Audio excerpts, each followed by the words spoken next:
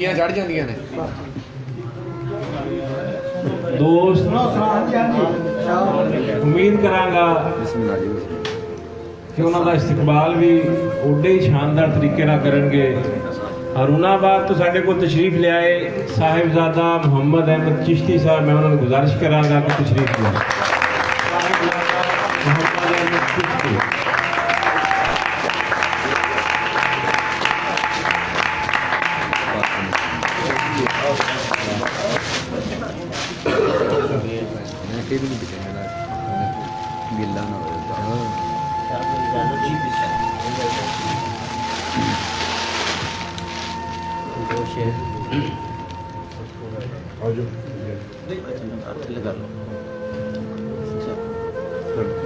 खल जुस्से तू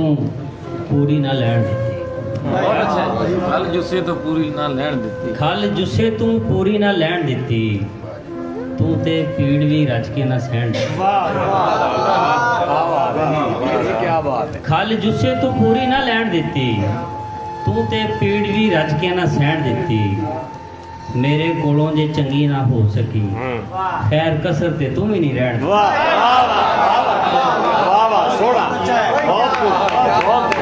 मेरे कोलों जे चंगी ना हो सकी खैर कसर ते तू भी नहीं रहन दित्ती ते गजल दे शेर ने के होके हाड़े हावा मेरे अंदर ने अच्छा अच्छा वाह वाह होके हाड़े हावा मेरे अंदर ने हदों वध सजावा मेरे होके हाड़े हावा मेरे अंदर ने हदों वध सजावा मेरे अंदर ने अज तू मालक बनया सारियां सिफतां दा सारियां अज खतावां मेरे अंदर ने अज तू मालक बनया सारियां सिफतां दा सारियां अज खतावां मेरे अंदर ने सारियां अज खतावां मेरे अंदर ने लोकी आखण दूर हटा दे सजना नूं लोकी आखण दूर हटा दे सजना नूं बई किस तरह दूर हटावां मेरे अंदर लोकी आखण दूर हटा दे सजना नूं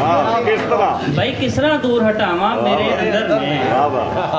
शाह भाई थोड़ी नजर शेर के जन्नत दोज़ख जिन्ना अगे कुछ भी नहीं तवज्जो चाहांगा जी जन्नत दोज़ख जिन्ना अगे कुछ भी नहीं ऐसियां ऐसियां थावां मेरे अंदर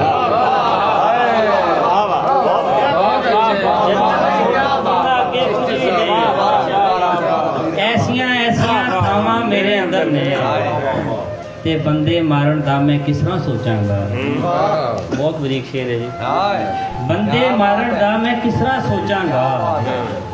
बंदे मारन दा मैं किस तरह सोचांगा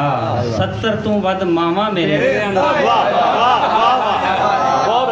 बंदे मारन दा मैं किस तरह सोचांगा 70 तू वध मावा मेरे अंदर ने ते मैं मंसूर नू मुर्शद मन्नी बैठा वां मैं मंसूर नू मुर्शद मन्नी बैठा वां ओदियां कुछ दावां